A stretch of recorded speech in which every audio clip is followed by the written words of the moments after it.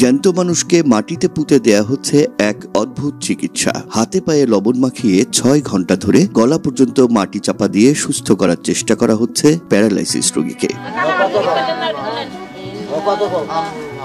রোগীকে মাটিতে পুঁতে রেখে এমন অদ্ভুত চিকিৎসার ঘটনা ঘটেছে বগুড়ার সারিয়াকান্দি উপজেলায়। বাতাস লাগলেন তো আমরা এই মাটির মধ্যে এক গলা গাঁথা করে পুঁতে তুই আবার বেশি গাছ করে উপজেলা সদর থেকে মাত্র ২ কিলোমিটার দূরে যমুনা তীরবর্তী গ্রামটির বাসিন্দারা দাবি করেন এমন চিকিৎসা এর আগেও করা হয়েছে এই এলাকায়। প্যারালাইসিস রোগের চিকিৎসায় ডাক্তারদের প্রতি মোটেও আস্থা নেই তাদের, তাই চলে এমন উদ্ভট চিকিৎসা। ডাক্তার কাছে ওটা পঙ্গু, ওটা মরা, ওটা একবারে ফেলে দেওয়ানো ওই রোগী। ওই রোগীকে আর দিন ভরা বাঁচা পাবেন না। দিন কয়েক আগে হঠাৎ করেই বাম হাত পা অবশ হয়ে যায় সত্তর্ধ ভুলু মণ্ডলের। স্থানীয় কবিরাজ মিলনকে দিয়ে ঝাড়ফুঁক করালেও তাতে কোনো কাজ না হয় তারই পরামর্শে শুরু হয় গর্ত বা মাটি চিকিৎসা। প্রতিবেশীদের সহযোগিতায় বাড়ির উঠোনে খোঁড়া হয় গর্ত।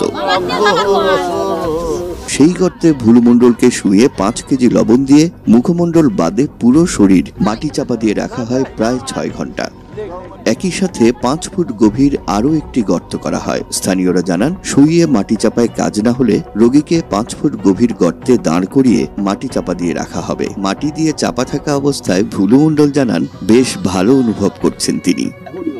এখন একটু ভালো ধার আছে, মাটি নিচে রাখার পরে উনি কথাবার্তা সব পরিষ্কার হয়ে গেছে। এখন মোটামুটি হাত বসা লড়াচ্ছে। ঘটনার সময় উপস্থিত তার স্বজন ও স্থানীয়রা দাবি করেন প্যারালাইসিস জাতীয় রোগে এই চিকিৎসা বেশ কার্যকর। গ্রামের অন্তত শতাধিক নারী পুরুষ নানা বয়সী মানুষের সে ভিড়ে কারোর সাথেই কথা বলে মনে হয়নি অবাক হয়েছেন কেউ এমন কাণ্ডে। তারা মনে করেন হাসপাতালে নেওয়া হলেই বাঁচানো কঠিন হবে ভুলু মণ্ডলকে। আমরা এরকম ভাবে হাসপাতাল নিয়ে না, হাসপাতাল নিলে আরো ন্যাংরা হয়ে থাকে। মিলন নামে একটা কবিরাজ আছে, ওই ছেলেটা এসে ঝাড়ার পরে ভালো হয়ে গেছে আমরা দেখলাম।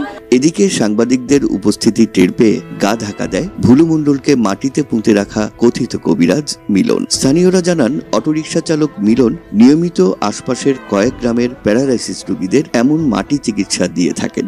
তবে পরবর্তীতে খোঁজ নিয়ে জানা যায় মাটি চিকিৎসায় কাজ না হয় শনিবার রাতে ভুলু মণ্ডলকে চিকিৎসার জন্য ঢাকা মেডিকেলে নিয়ে গেছেন তার সন্তানেরা।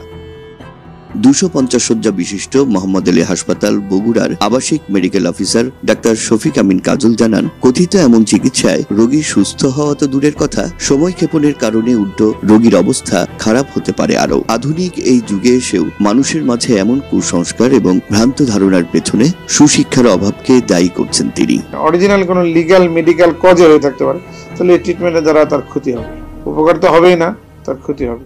সময়টা নষ্ট হলো এবং মানে অনেক সময় এগুলো একটা পজিশনিং এর ব্যাপার থাকে, পোস্টারেরও ব্যাপার থাকে।